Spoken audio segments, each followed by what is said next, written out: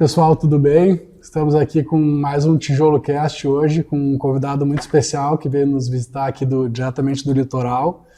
A gente está com a nossa comunidade de empresas lá no litoral e hoje a gente recebe a visita aqui do Duane, da D1 Empreendimentos, para bater um papo aqui com a gente. Ele está aqui, recém-retornou de uma viagem, de uma jornada lá pela China, né? Super inspiradora. A gente estava conversando aqui um pouco antes sobre isso. E a ideia é aproveitar aqui um pouquinho que ele está aí com a cabeça fresca e recém-retornou para trazer um pouquinho das novidades. Ele esteve visitando algumas feiras lá e trouxe muita coisa ligada também à parte de construção civil, enfim, materiais. A gente vai conversar um pouco sobre isso. E também falar um pouquinho sobre o mercado do litoral, que segue super aquecido, né? Agora a gente está se aproximando aí do veraneio, né? Da temporada aí de lançamentos também. Ouvir um pouquinho, né, da percepção do Duane sobre isso e também falar um pouquinho do histórico dele, da empresa, que eu acho que é bem inspirador aí para os nossos telespectadores aí. Então, o Duane, começar aí porque tá, né, mais próximo, que foi a tua chegada da China. Quando é que tu voltou da China? Nos conta um pouquinho de como é que foi lá. Bom dia, né? Obrigado pelo convite de estar aqui com vocês, né?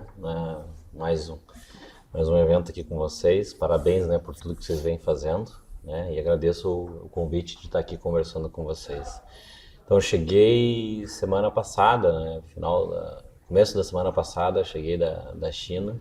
É uma viagem bem cansativa, né? Para ajudar, ainda fiquei doente lá, né? Então, foi meio tenso, assim. Sim. Ficar doente com febre, etc. na China, sem falar chinês, não é muito fácil. Eu entro na farmácia, ninguém fala inglês, não. Então, mas me virei bem, assim, né? Então, fui caminhando na feira com febre, mas foi, né? Então, mas é realmente, assim, primeiro de bate-pronto, me arrependo já não ter ido mais vezes, né? Porque lá realmente é o berço hoje de todas as coisas, né, de tecnologia, de indústria, etc. Então, se a gente quer estar na ponta, se quer estar entendendo como o mundo está andando, nós temos que estar, no mínimo, olhando para eles, né? Então, isso é uma coisa que já, de bate-pronto, já me arrependo já de não ter ido mais vezes, etc., acompanhado, porque eu gosto de estar sempre também atuando, né, e entendendo como que a gente pode estar no melhor mercado e estar na ponta e estar trazendo o que tem de melhor para o nosso consumidor. Então, para isso é inevitável de estar olhando no mínimo para a China e se não comprando, né? Então, porque senão a gente acaba daqui a pouco demorando muito, porque daqui a pouco a gente vai numa outra cidade, olha um empreendimento que usou alguma coisa, se esse empreendimento usou, ele já tem 3 ou 5 anos que foi lançado, etc. Então já fez, então a gente já começa com 5 anos atrasados e depende daqui a pouco de algum fornecedor local desenvolver esse produto, colocar à venda.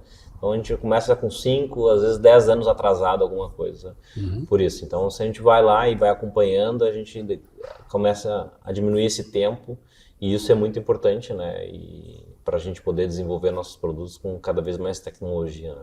E lá tu tiveste em várias feiras, né? Tu estava me falando a Canton Fair, que é mais conhecida, mas como é que era assim a dinâmica lá?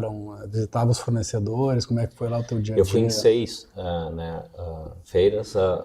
Fui na Canton Fair fase 1 e fase 2. Eu fui numa feira de tecnologia, fui numa feira de iluminação, uma feira de pisos e revestimentos, e tem a sexta que agora não lembro. Sim.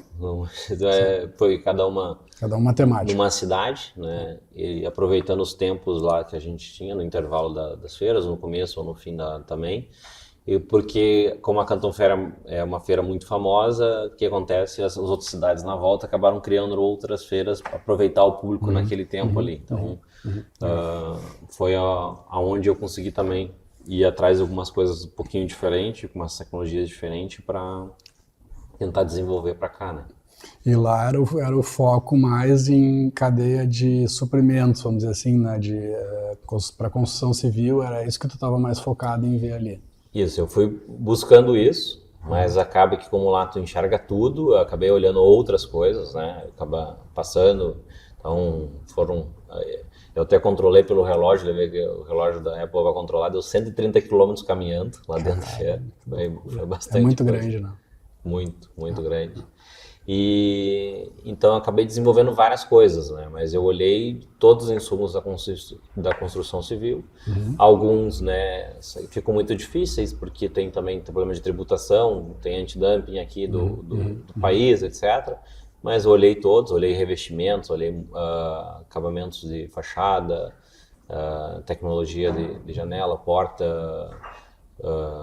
Alguma piso. coisa que tenha te sido chamado mais atenção, assim, em termos de materiais que tu tenha visto? Uma das coisas que eu olhei, assim, que eu acho que a gente já podia estar mais à frente é a parte de automação. Tá. Né? Eu acho que isso a gente está ainda bem devagar aqui. Né? E a gente não tem claramente ainda quais são os protocolos de automação que vão dominar o mercado. Né? Aqui no Brasil a gente tem muitos protocolos e lá a gente já começa a enxergar quais protocolos que vão sair, porque se olha, vai numa feira, são 200 fornecedores da mesma coisa. Sim. Não estou brincando, não estou exagerando, é 200 fornecedores do mesmo item, então assim, quando tu pega 200 fornecedores de automação, é 2, 3 protocolos só que eles estão usando. Então, e esses protocolos conversam com Apple, Android e Xiaomi. Então, aí tu começa a ver que o mundo está caminhando para aqueles protocolos. Então, não adianta tu gastar muito tempo desenvolvendo outras coisas, gastando energia, porque na verdade ou vai custar mais caro ou vai ficar obsoleto muito rápido. Sim. Então, isso foi uma coisa bem importante para eu começar a direcionar isso e avaliar. E o mais impressionante é que o preço para a gente trazer isso e colocar é muito interessante. Né? Então, é bem viável para colocar e para entregar uma tecnologia muito superior para o cliente, etc. Algo já bem inovador. Então, assim, não é difícil. O difícil é isso, né? É ir, é desenvolver, é conversar. Eu tô com 250 mensagens ali no chat deles ali para responder agora em inglês deles e tal. Então, esse é o ponto mais difícil, né? Que é essa parte de desenvolvimento. Depois que desenvolver, etc., estabelecer a cadeia, daí segue, né? Daí é muito mais fácil, né? Mas esse começo agora que é mais difícil. Eu tenho alguns produtos ali que eu quero desenvolver, que eu tenho certeza que eu vou demorar, assim, 1, 2 a 4 anos para conseguir desenvolver, porque depende de uma série de coisas. Primeiro eu tenho que checar todas as coisas que precisam ser checadas, desenvolver, e depois eu preciso colocar no planejamento. Daí a gente coloca no projeto, daí o projeto até ser lançado e a gente consumir aquele produto, existe um tempo grande, né, para alguns itens, né. Então tem itens mais complexos que vão demorar mais tempo, né, mas tem itens que já pode ser de imediato, né. Então tem muita coisa realmente legal, assim. Agora só tenho que parar e organizar e ver o que eu vou. É super importante esse contato de ir no lugar, né? De ter a experiência E os chineses também têm muito essa coisa de olho no olho, de conversar, né? De saber quem é que está fazendo negócio com quem. Eu lembro quando eu fui lá, a primeira coisa que os caras te convidavam, eu visitei umas fábricas quando eu fui, convidar para jantar, né? Era assim, tu tem que jantar com o cara, falar com ele lá. Né? E aí tu come umas coisas estranhas lá, mas tem que comer, faz parte do negócio. Então, eu fui, né? Teve uns fornecedores que eu fui na fábrica e fui, depois já ia jantar com eles, etc. É muito mais fácil quando a gente estabelece essa conexão com ele até para nós, né? Porque a gente vai enxergar também a fábrica da pessoa, enxerga como é que funciona a dinâmica, então fica mais seguro ali para tu fazer, apesar que a China tem trabalhado muito em qualidade, então a China que a gente via 10 anos atrás é bem diferente da China de hoje. Né? O governo tem incentivado muitas coisas com qualidade, não com baixa qualidade. O problema às vezes é nós, porque a gente vai lá buscando o menor preço possível e daí a gente acaba caindo nos de baixa qualidade. Mas se a gente não fizer essa busca incessante só por preço e sim buscando produto, a gente não cai nesse ciclo vicioso, né? O problema é que a gente às vezes vai para lá e busca o menor preço possível, então cai nesse... Até a nossa visão tem que mudar, né? Porque existe até um preconceito, existia, né? Eu mesmo, as 2 vezes que eu fui em fornecedores, tem tudo que é tipo de fornecedor. Pode ir num cara que é o fundo de quintal lá, que faz, né, uma coisa improvisada, ou o cara que tem a fábrica com chão de mármore lá, com tudo certinho, né? Que produz um produto de altíssima qualidade. Então acho que eles já desenvolveram, no início eles não tinham esse know-how. Mas eles foram trazendo de fora, né, tecnologia e também mão de obra para hoje desenvolver coisa de Não é à toa que a gente está com os carros chineses aí na rua, cada vez mais, né, despontando, com muita competitividade de preço. A gente estava comentando aqui da cadeia de impostos, acho que é legal tu comentar um pouquinho sobre isso. Isso é uma... Por que eles, às vezes, a gente olha assim, por que eles são tão competitivos, né? A gente olha assim, porque os funcionários ganham mal. E a verdade, isso não é verdade, né? Porque eu fui numa fábrica onde os funcionários da fábrica, o peão de fábrica, ganhava 6 mil a 8 mil RMB, que é o dinheiro deles, né? E isso dá 20% a menos para a nossa moeda. Então, se eles ganhassem 10 mil, era 8 mil reais nossos. Então, 6 mil, né? Nós estamos falando de 1.200 a menos ali, dá 4.800, então é muito, né? É muito. É um salário alto, não é um salário baixo, assim. Então, as fábricas que eu visitei têm um salário médio alto. Então, por que ainda o preço deles é muito interessante? Porque eles têm uma cadeia de impostos para trás muito baixa. Então, assim, a indústria não paga imposto até vender para o consumidor final interno. Se vende para externo, não paga imposto. Então, toda a cadeia não tem impostos, né? Então, que a gente vai comprar agora um produto ali para a construção civil, um concreto, tudo tem uma cadeia de impostos toda ali. Então, até chegar na nossa ponta, a gente já pagou muito imposto, né, para industrializar um produto. Então, acaba que isso acaba onerando muito, e todas as indústrias, então, acaba onerando muito o setor de produtivo e consumo. E isso faz com que a gente fique, às vezes, refém dos produtos mais baratos, porque tudo é tão caro que a gente fica refém do produto mais barato. Sim, deve ficar reduzindo o custo na hora de escolher o produto. E lá também a gente estava falando um pouquinho dos maquinários, né? Aqui tu estava falando que eles não se preocupam com isso, porque é muito acessível.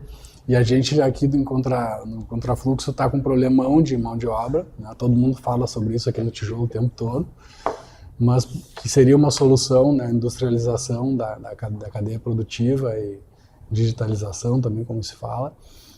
Mas a gente também tem uma barreira super importante de custos, né? De aquisição de tecnologia, de maquinário, tudo isso. Como é que lá tu enxergou e o que a gente pode pensar para... A gente nem dá para comparar muito, assim, porque essa é uma das coisas que a gente não tem como copiar, justamente por causa da cadeia de impostos. Eles precisam de máquina e equipamentos.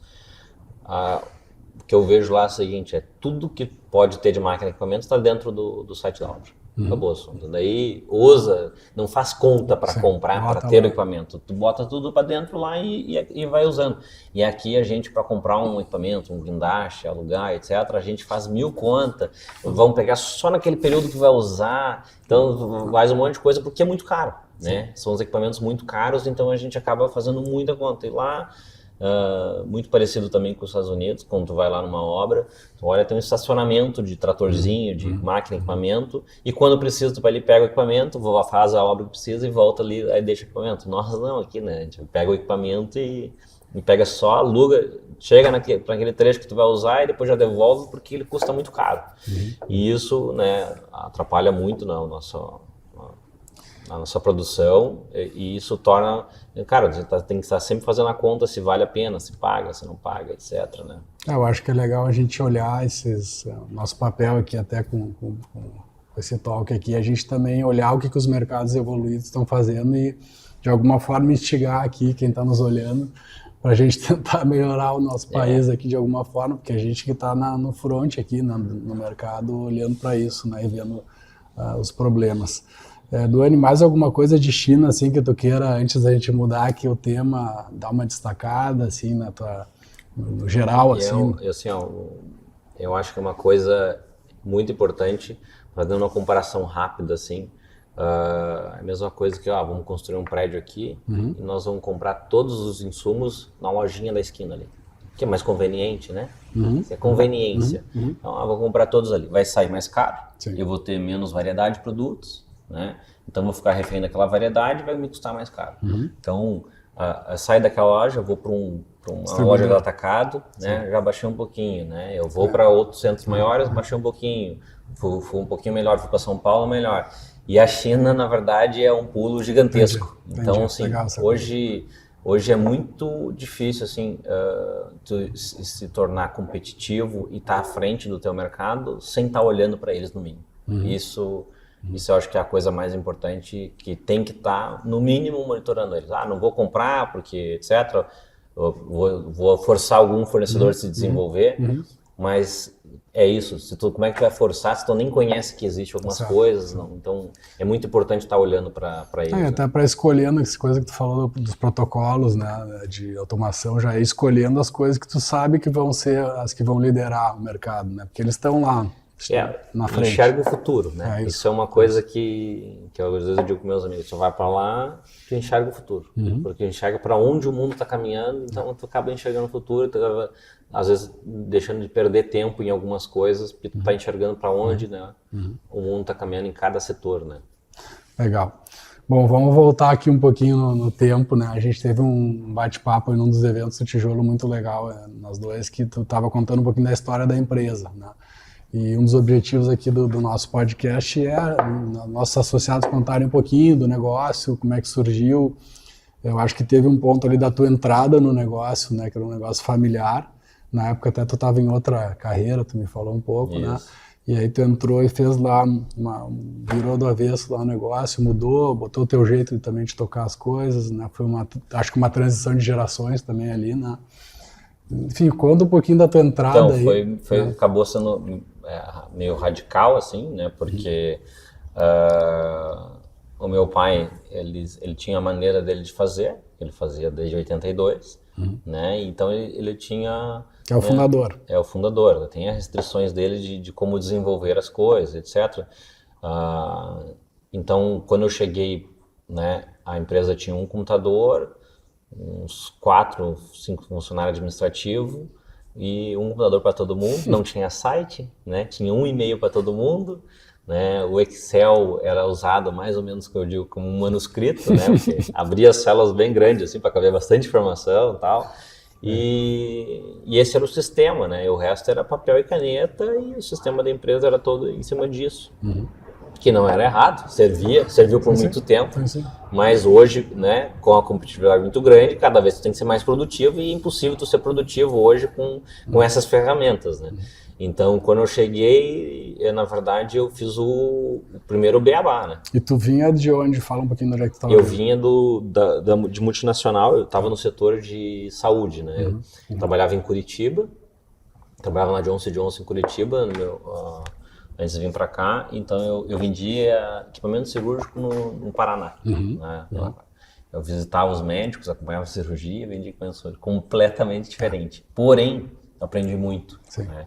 Ali foi uma escola muito grande, porque a Johnson mandou nós para... Eu fiquei 40 dias nos Estados Unidos de treinamento, então a gente aprendeu desde como conversar com as pessoas, como apresentar um produto, como conversar, como entender as coisas, e os próprios sistemas, né, os protocolos deles internos, de como eles controlavam as coisas, né, como controlavam nossos gastos ali diários, como é que controlava os estoques, como é que controlava todas essas coisas foram escolas, né, que conseguiu trazer depois para o negócio. De procedimentos, né? Então eu vim com uma bagagem de procedimentos muito grande, né, e com muita informação boa para poder aplicar. Só que era um abismo muito grande, né? Vindo uma multinacional com tudo que tinha de tecnologia possível, eles já tinham ali. E aí tu tem que entrar numa realidade de um negócio pequeno que não tem nenhuma ferramenta e tu tem que implementar tudo. No primeiro momento, assim, é um caos, né? É um choque muito grande. Eu olhei, não sabia nem para onde começar. Lembro que eu liguei para um amigo meu de Joinville, que ele teve o mesmo movimento, né? E ele falou assim, pai, eu sei o segredo, Dani. Qual é o segredo, né? Não, bem faceiro, eu liguei para ele, qual é o segredo? Abaixa a cabeça e trabalha. Então, né? Então foi o que eu fiz, baixei a cabeça e realmente trabalhei muito, né? Nos primeiros anos ali, olha, 7 horas eu estava na obra, 10 da noite eu estava ainda no escritório trabalhando, e foi uns 2 anos assim, meio intenso assim, para poder organizar da melhor forma tudo, para poder depois sair para o mercado. Então eu fiquei muito tempo dentro do escritório, dentro das coisas, organizando as coisas, né? Criando parâmetro, criando sistemas, criando rotinas, controle de qualidade, o beabá da administração, né? Então, para depois começar a sair a mercado e daí depois desenvolver produto, desenvolver parte comercial, depois trabalhando nessas outras pontas, né? Naquela época também o mercado lá era menos evoluído do que é hoje, né? Em termos até de demanda. O que na época vocês faziam, assim, o que foi a tua grande virada ali que tu achou? Né? Não sei se é o modelo de... Tu também comentou algumas coisas ali no dia, né? Enfim, até de conseguir ter mais resultado no negócio, né?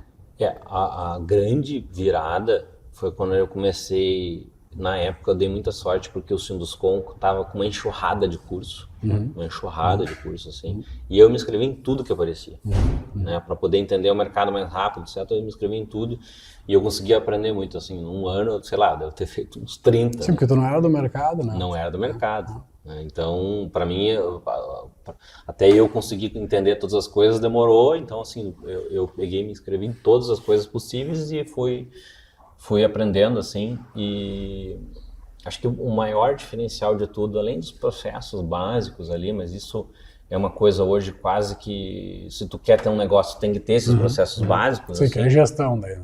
Gestão, o mínimo possível tu tem que ter, senão tu nem arranca, né? Então, é mais ou menos assim, quero abrir um negócio e não vou ter conta corrente, né? Então tem coisas que são muito básicas, né? Então hoje, para tu poder ter um negócio. Mas o principal foi enxergar o processo produtivo do começo ao fim, desde do projeto a como a gente executa e trabalhar nisso, né? Eu até esqueci a palavra agora que é trabalhar na produtividade, né? Então, no final. Mas quando eu enxerguei isso e como é que eu podia trabalhar no desenvolvimento da hora homem, diminuir a hora homem necessária para realizar a mesma coisa, e às vezes são coisas muito básicas, né? Sim. Às vezes, tipo, controle de arestas, controle, isso no projeto ainda, sabe? No detalhe também. Então, assim, mas às vezes são coisas, né, alinhamentos, otimização de formas, às vezes são coisas muito simples, porém elas têm um resultado gigantesco quando somadas, né? Então, esse controle bem básico de algumas coisas que eu fui fazendo e organizando e treinando a minha equipe para fazer, que hoje quase que sai automático já, né? Já virou uma cultura.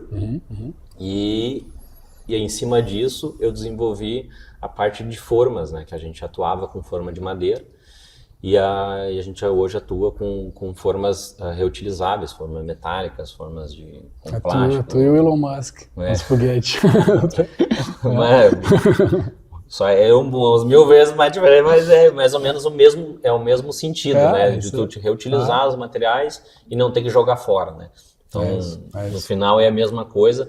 E que trouxe uma produtividade absurda. Então, assim, é incomparável a produtividade. Ali foi uma virada de chave muito grande. Foi um pedaço difícil, porque eu tive que fazer aquisições de equipamentos, né? Então, uma época bem difícil, assim, não tinha também muitos equipamentos disponíveis. Eu tentei, na verdade, importar da Áustria os equipamentos na época. Eu pesquisei, na verdade, o que tinha de melhor no mundo. Dentro das coisas do mundo que existiam, eu tentei buscar o que eu achava que era mais ligado ao nosso negócio. Eu achei umas coisas na Áustria que achei muito legal. Mandei um pedido para eles lá. E quando eu mandei o pedido, eles me ligaram. Daí me ligaram de São Paulo. Assim, não, mas a gente tem representação aqui e tal. O cara veio me visitar. Daí o que eu queria, eles não tinham no Brasil.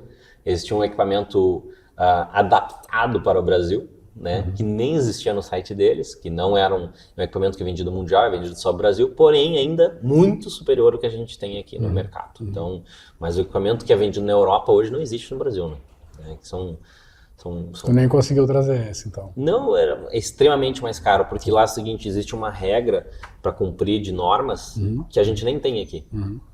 A gente não tem as normas, por exemplo, de forma, as exigências de forma que a gente tem na Europa.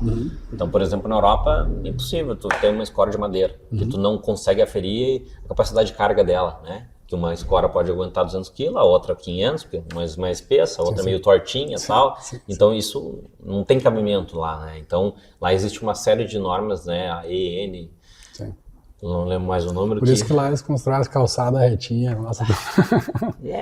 Então tudo tem norma, se não cumprir, entendeu? Simplesmente não passa, né? E tu tem que demolir, refazer, etc. E tem algumas normas de segurança também bem rígidas, né?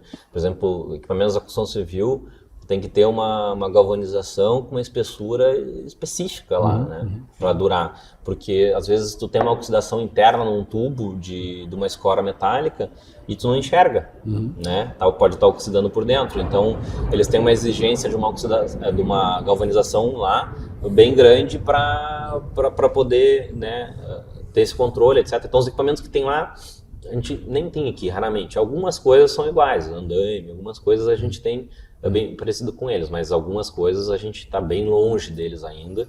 Sim, então esse tema da produtividade tu caiu de cabeça e a questão toda do modelo, do funding, tu conseguiu mexer nessa parte de financiamentos, das linhas de crédito, o que teve de negócio? Assim? Eu fucei muito nisso, né, até acho que isso não foi tanto o grande diferencial, o maior foi o planejamento estratégico da empresa, né, depois disso, porque entender como funcionava a dinâmica do mercado, me adaptar a ela e criar um planejamento para que eu conseguisse fazer as coisas. Então esse foi o principal, foi o planejamento estratégico que eu criei ali para poder a gente passar, né, naquele período, que tem um período, acho que 2010, 2011, o período foi bem difícil, assim, foi uma época bem complicada, e que depois acabou seguindo, né, a gente sempre usando algumas coisas desse planejamento até hoje,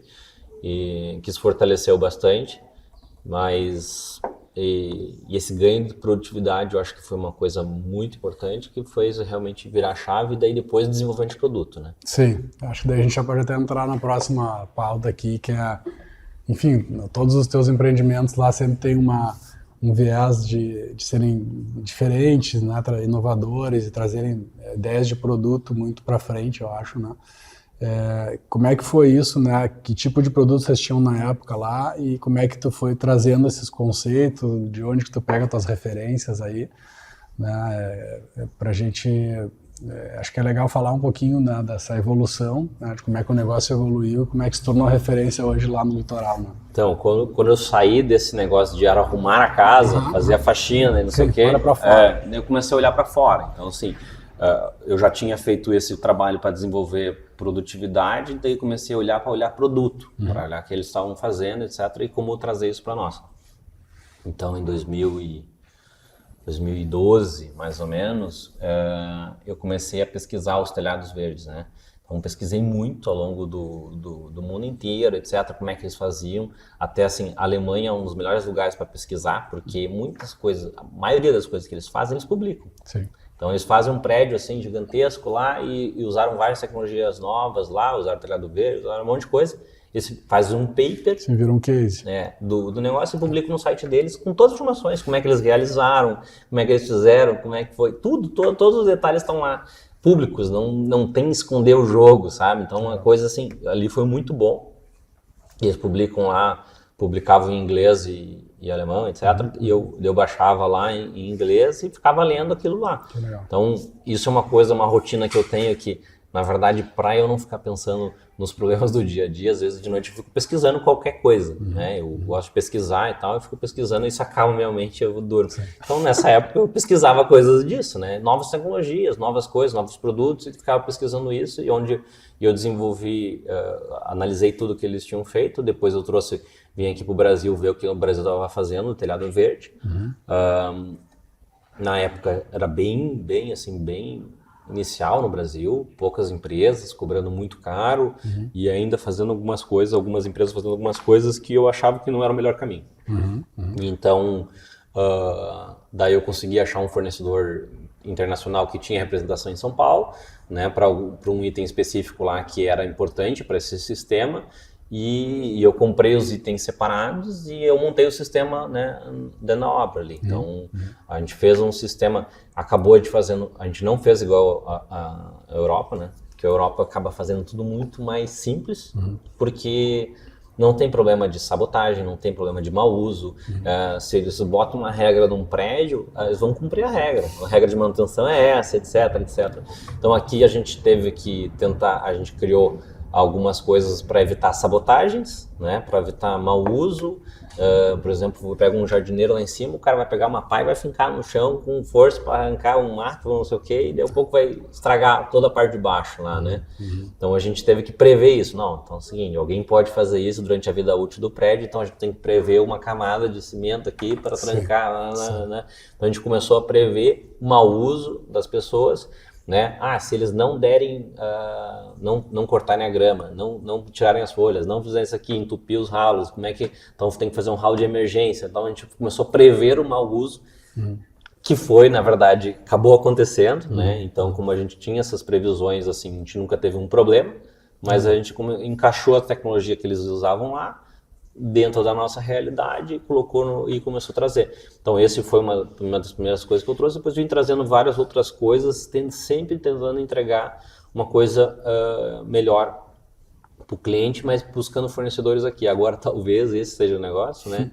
Buscando fornecedores às vezes mais direto lá para poder trazer o que tem de melhor realmente no mundo mais cedo, né? Não tão mais tarde aqui para nós, né? E o teu foco hoje, e lá não sei como que era antes, são os condomínios. Fala um pouquinho dos produtos, assim, os mais atuais, né, que tu fizesse aí, lançaste nos últimos anos. E o que tu trouxe de produto, assim, de diferencial em termos, não sei, de tudo que tu queira falar aí, desde o terreno até... Então, a gente atua em todas as pontas, né, desde prédio residencial, prédio comercial, condomínio de casas e condomínio de lotes, né. Tá. E o último que a gente lançou ali, que foi uma quebra de paradigma muito grande, foi o condomínio de lotes. Tá. Porque acaba que o mercado tem uma maneira de desenvolver produto que é um pouquinho diferente da maneira que a gente desenvolve. A gente desenvolve sempre olhando como o usuário se comporta, né? Então, a gente passou para desenvolver esse produto, a gente ficou 2 anos ali conversando de como o usuário se comporta, o que a gente deveria atender às necessidades. Né? A jornada do usuário toda. Ele sai de manhã para caminhar, né? Ele sai de manhã para caminhar, ele faz o quê? Ele caminha como? Tá, beleza, ele faz assim. Mas o que será que ele gostaria de fazer? O que seria interessante? Como é que a gente conquista isso? Então, dentro disso, a gente foi fazendo algumas coisas, né? Por exemplo, no OAC, a gente tentou tornar a caminhada o mais divertido possível. Então, o cara sai caminhando, ele vai caminhar, pode subir pelo clube, sobe 15 metros de altura, caminhando, com uma inclinação bem baixinha, para não tornar aquilo muito cansativo.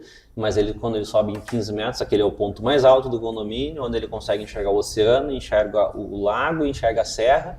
Lá ele pode fazer uma foto, um selfie, né? E então é uma conquista do dia, né? Vira uma conquista da caminhada, então torna a caminhada mais divertida. E depois volta para o outro lado, etc. Então, dentro disso tudo a gente foi vendo, onde é que nós vamos tomar o chimarrão? Daí a gente pegou e fez o telhado inclinado lá da marina, na beira da lagoa, com um telhado verde, com níveis de arquibancada, para que no final do dia lá sente todo mundo tal, e contemple o pôr do sol e tome o chimarrão. Então, a gente foi desenvolvendo baseado na experiência do usuário. O que é isso? Ele se comporta assim, caminha, toma chimarrão, vai na academia, vai na piscina, quando vai na piscina, quando vai na piscina externa, quando vai na piscina interna. A gente ficou pensando em como é que era a jornada dele no condomínio e o que a gente podia fazer de melhor. Então, eu sou suspeito de falar, mas assim, para nós é muito superior, né? A nossa entrega frente aos outros, aos concorrentes. Tem muita coisa que a gente já divulgou, tem coisas que a gente nem divulgou, porque são muitos detalhes diferentes do resto, onde a gente vai entregar uma experiência para o usuário gigantesca, assim, maior do que os nossos concorrentes. Então, foi uma coisa que a gente ficou muito feliz de poder entregar para o mercado. E a hora que muitas coisas os clientes só vão se dar conta realmente quando estiver lá dentro. Né? Porque a gente teve um cuidado extremo assim, com todos os detalhes. Por exemplo, o pórtico de entrada. O pórtico de entrada é uma releitura do Museu Oscar Niemeyer de Curitiba, que é o Museu do Olho. Porque o nome do empreendimento é OC, que é Olhos Italiano, e a gente vem em cima dessa campanha que é um novo olhar para as lagoas, porque é os condomínios beira de lagoa, etc., essa interação com a lagoa, para a gente aproveitar melhor essa beleza natural que a gente já tem lá. Então, dentro disso tudo, tem o pórtico, que é um monumento. A lagoa, ela tem pode ter barco, pode, tem alguns, os lagos lá de baixo, né, eles podem navegar e pode ter barco, tem marina, que daí pode sair pela lagoa para navegar, etc. Então tem toda essa interação, né, com a lagoa, que é uma coisa que, no nosso ponto de vista, foi deixado de lado por muito tempo. E é uma das belezas naturais que a gente mais tem aqui, que é muito diferente. Que, às vezes, no mundo inteiro, assim, é uma coisa que é raro, não é uma coisa que tu vê toda hora, né?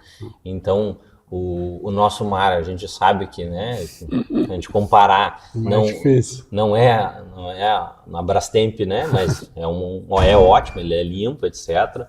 Apesar de, às vezes, com coloração, mas aquela cor não é sujeira, né? Então, às vezes tu vai para Santa Catarina, tem a água bem transparente, mas não é uma água limpa, né? E aqui a nossa, aquela cor da água, mas é suja, mas é fria, etc. Tem aquelas coisas. Então, assim, não é o mais agradável de usar possível, mas as lagoas são perfeitas. A água é limpa, a água é boa, a água é transparente, e tá ali, e a gente acaba utilizando muito pouco, a gente sempre bota na nossa mãe que a gente acabou virando de costas pra lagoa, né? Isso é que nem o Porto Alegre virou de costas pro Rio, aqui que a gente fala, né? É a mesma raciocínio. E tu conseguiu trazer uma potencialidade para o empreendimento olhando para isso. Né? Então dentro disso a gente acredita muito nisso, então a gente tem vários empreendimentos para desenvolver, né, em cima disso, e esse era o primeiro, né, uma grande virada, onde a gente revelou essa campanha toda que a gente criou, que daí tem a rota ali, né, que é de ligação do mar e a lagoa, que tem toda a campanha do novo olhar para as lagoas, tem várias coisas que a gente está desenvolvendo e que tem um planejamento de curto, médio e longo prazo para a gente chegar onde a gente quer chegar ali no desenvolvimento dessa parte turística e também da parte de veraneio de utilização dessas lagoas, né? Legal. Bom, a última parte aqui do nosso papo, queria falar um pouquinho contigo de mercado, né? E obviamente mais do teu mercado lá, né, do litoral, onde tu conhece lá e está há tempo já atuando. Como é que tu está enxergando, assim, a gente acompanha aqui todo esse boom, né, das casas de veraneio e dos condomínios, e queria que tu falasse um pouquinho de como é que isso aconteceu, assim, na tua visão, né, o que levou as pessoas, né, a consumirem esse produto muito, né, e como é que está hoje, assim, né, o mercado? Como é que tu vê hoje ele? Continua esse consumo maluco? Mudou um pouco, né? Estão ficando os bons e saindo os ruins, enfim, entender um pouquinho dessa dinâmica aí, né? A gente tem duas coisas acontecendo, talvez três, assim, importantes acontecendo ao mesmo tempo lá, né? Que primeiro, esse movimento, né, das casas é um movimento da gente quase que voltar para o passado, né? Porque não é os condomínios fechados, não é isso que a gente está buscando. Na verdade, a gente está buscando as casas com segurança. É isso. Que é o que a gente tinha no passado. Então, no passado, né, na nossa infância. Porto Alegre a gente não pode mais não é muito longe, né? Na nossa infância, a gente tinha as casas com cerca baixinha, né? Brincava na rua, jardim, etc. Brincava na rua, não tinha problema, jogava bola na rua, etc. Então, tinha uma qualidade de vida muito grande. Então, o condomínio, na verdade, é um reflexo disso. Ninguém está buscando, né, condomínio com muro fechado, não é isso que todo mundo quer. Na verdade, todo mundo quer as casas com segurança, com poder relaxar e conviver. Que isso acho que é esse resgate ali que o condomínio veio trazer. Então, tem toda essa memória afetiva de nossa e nossos pais. Nunca tinha pensado nesse ponto de vista, é verdade, faz todo sentido. Então, esse é um movimento que já vinha acontecendo. Na pandemia, por óbvio. Né? Isso trouxe à tona esse sentimento, todas essas coisas muito maior e mais a parte de estar mais tempo em casa, então fez aquele movimento esmagador, onde vendeu absolutamente tudo que existia, né? Zerou os estoques todos.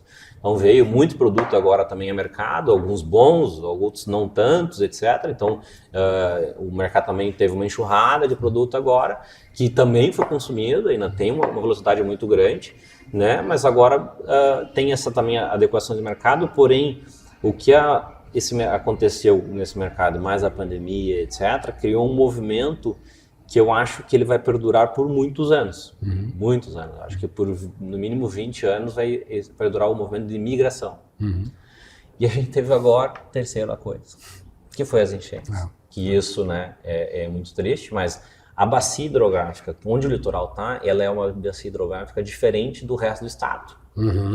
Então fez com que protegesse lá, porque essa bacia do resto do estado, ela toda acumula num lugar só, que vai acumular aqui para depois descer lá para o Rio Grande, etc. E lá no litoral, como é diferente, não tem essa acumulação toda, então não teve esse volume gigantesco de água, não teve enchente. Né? Tava tudo muito úmido, etc., mas não teve enchente lá. Então, isso tornou aquilo uma área protegida desses eventos climáticos, onde fez as pessoas também acelerar o processo de migração. Então, essas pessoas estão migrando, né, das cidades para lá, etc., porque já tinham esse desejo, já tinha esse movimento, algumas... Sim, inclusive ali teve aumento populacional, né, no censo, né? Acho que foi uma das únicas regiões que cresceu. E ela vem crescendo e o censo, eu vou te dizer, ele não consegue pegar, porque é muito difícil.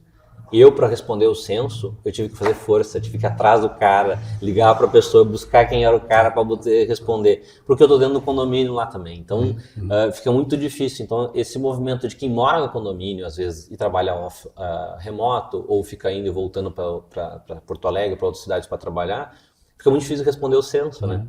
Então o censo pegou esse crescimento, mas eu acho que não pegou... nem perto assim do que está acontecendo, porque é um movimento diferente do normal. Não é uma pessoa que está ali numa rotina normal. Essas pessoas que estão migrando para lá têm uma rotina diferente do normal, onde o censo tem uma dificuldade gigantesca de poder pegar. Então, acaba não identificando isso. O número que a gente acaba utilizando para ser mais real, que eu acho que é o mais fidedigno para a gente poder observar o movimento do litoral, é o lixo. Porque o volume de lixo que tu gera por cidade, etc., tem um cálculo que tu faz lá, uma divisão de tantos quilos por habitante, para tu ter uma noção, e ali tu enxerga como é que está o mercado, qual a população que existe, que está permanecendo lá. Eu acho que esse é o melhor número para nós enxergar o litoral. Então, somado todas essas coisas, é enchente, né? É a pandemia, esse movimento, né, da busca da qualidade de vida que a gente tinha no passado, e a segurança também que o litoral nos dá, né? Porque hoje o litoral é um lugar seguro comparado às outras cidades do nosso estado. E super próximo da capital também. E próximo e fácil de acessar, né? Porque a Freeway é uma baita estrada, nós temos a sorte, né, de ter uma estrada maravilhosa aqui para poder... Se tu pega a serra já é mais difícil um pouco. Pega a serra, é tudo mais difícil. Então, isso tudo faz com que o litoral seja muito forte para receber essa migração, para receber isso aí. Então, esse movimento, não acredito nele parar tão cedo, assim. E Duane, mas tu falou até agora de lixo, né? Como é que tá aí essa questão de infraestrutura daí? Como é que acompanha? Porque eu sei que isso é um problema lá de, enfim, prefeitura acompanhar isso. O lixo, algumas cidades lá estão trazendo para Minas do Leão, outros têm um aterro lá, e até tá bem encaminhado, assim, sabe? Tem coisas que dá para fazer melhor? Tem, né? Mas se a gente comparar o resto das outras cidades, do Rio Grande do Sul até do Brasil, a gente está super bem. Está resolvido, assim, não existe um lixão, assim, e tal. Sim, lá a segurança, essas outras coisas da cidade, eu digo assim, da vida da cidade, né? Infraestrutura de ruas, tudo, isso aí, como é... Porque isso você tem que acompanhar, né? Porque a experiência, claro, dentro do condomínio é uma bolha, né? Mas quando a gente vai pra rua, a gente quer ter um restaurante legal pra ir, quer andar de bicicleta, sei lá, né? Então, são várias coisas para nós caminhar ao mesmo tempo, né? Então, tem saúde, né? Se desenvolver ter locais de saúde. Então, que a gente acabou, eu fiz um empreendimento lá, né? Que é um hospital ali de Xangri-Lá, que já foi um grande passo ali para a saúde do litoral. Existe mais um movimento, né? Que a PES está trazendo outro ali também, uma otimização. Então, existe um movimento bem grande disso. E quando a gente analisa outras praias do Brasil, a gente já vê que a gente já está na frente e está muito bem e vai caminhar para muito melhor ainda na saúde.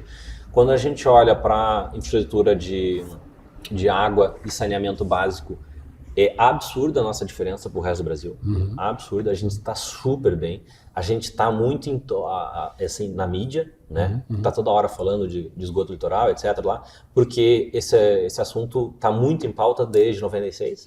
Então, isso vem à tona porque tem essa discussão lá, etc. Porém, o que a gente já tem hoje é muito superior à maioria das cidades do país inteiro, do litoral do país, e a gente vai chegar em níveis absurdos comparado ao resto do Brasil. Então, a nossa infraestrutura de saneamento é muito melhor do que o resto, né? Então, isso a gente está bem na frente mesmo. Segurança.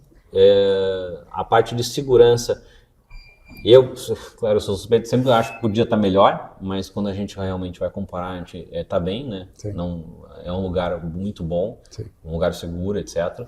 Mas a gente sempre quer que fique melhor, a parte de infraestrutura básica ali, né? De estradas, ruas, etc. A gente também está sempre brigando para que fique melhor.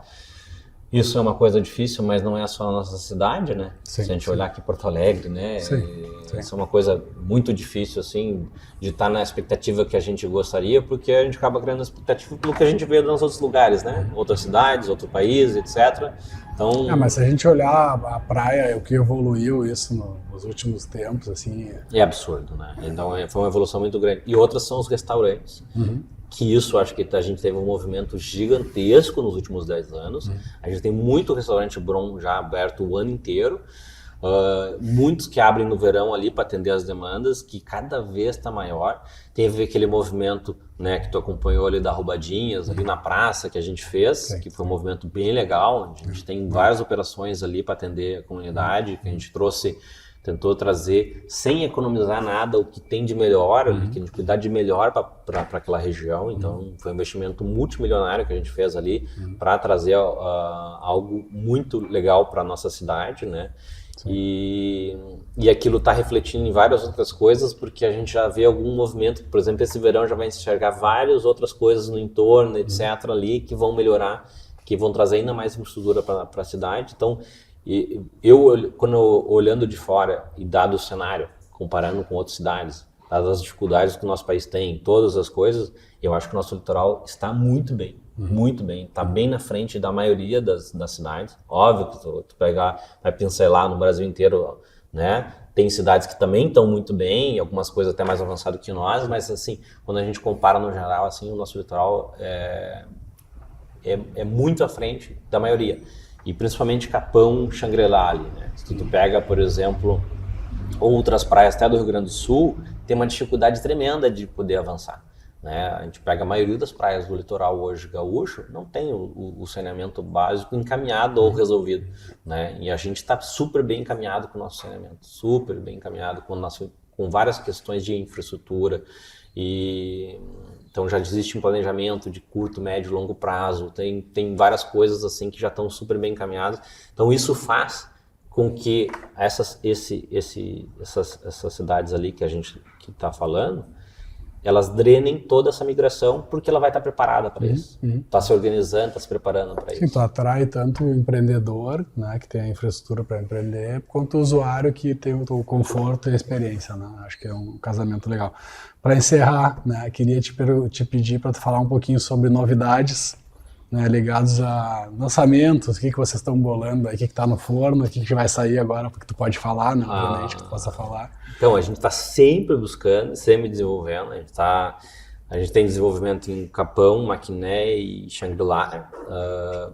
Na parte, acho que esse verão, se a gente vem com um ou outra novidade, talvez a gente não consiga vir, por causa da questão de licenciamento. Esse verão vem no próximo, mas a gente vai trazer umas coisas bem legais, bem diferentes, né? A gente tem um lançamento em Capão ali, né? Que é um produto muito legal, que é os Cascais. A gente tem um planejamento ali para a Avenida Central de... Esse é o que é condomínio? É um prédio residencial. Tá. Depois a gente tem um outro prédio residencial ali na Avenida Central de Atlântida, que também vai ser bem legal. A gente está desenvolvendo ele, mas esse verão não vem. Sim. Acho que vem o verão que vem. E tem outras coisas em Capão ali também, prédios residenciais bem diferentes, assim, que quebram alguns paradigmas também que a gente está desenvolvendo. E tem Maquiné também ali, que na verdade é Maquiné, mas assim, dá 8 minutos ali da Central de Atlântida, né? É só porque virou a divisa ali, mas é mais perto de Atlântida do que propriamente da cidade de Maquiné. E que também tem uma interação muito legal, um produto bem diferente. Mais na linha do condomínio de lotes ali, mais parecido com o OC, né? Porém com uma outra arquitetura, com outras coisas de inovações que a gente está trazendo aqui para bastante coisa. A região. Tem bastante Dá coisa. Dá trabalho isso aí, hein? Bastante trabalho. Legal. Bom, Dani, sensacional aqui. Pô, uma honra estar contigo aqui, trocando essa ideia para quem está nos vendo, né? Quem vai nos ver. bastante informação aí, falamos de China, falamos do teu negócio, né, de como é que se desenvolveu o negócio, falamos do mercado litoral, então muito legal aí, tá dando essa oportunidade para todo mundo. Que bom te ter conosco aqui também como, né, uma empresa associada ao tijolo e está nos ajudando a puxar esse movimento lá no litoral. Então, pessoal, é isso, né? Agradecer o Duane, se tu quiser deixar um recado final. Não, muito obrigado, agradeço, né? Então, vocês que não fazem parte aqui da comunidade tijolo, é uma oportunidade grande, né, de estar aqui, estar se desenvolvendo junto com todo mundo, porque eu também acredito nisso, que o mercado tem que se desenvolver em conjunto, não dá para ter uma empresa sozinha se desenvolvendo. Então, aqui é uma comunidade onde a gente, né, se reúne, troca ideias e desenvolve muitas coisas, tecnologias, para que o mercado cresça junto, que isso vai fazer com que todos nós fiquemos mais fortes. Não adianta a gente estar sozinho lá na frente, isolado, que isso, na verdade, dificulta o mercado para evoluir. Então aqui é um baita polo para a gente poder fazer isso, né? Falou melhor que a gente mesmo, captou bem o nosso pitch aqui. Muito bom, gente. Obrigado. Valeu, Dani. obrigado. Valeu, pessoal. Até a próxima aí.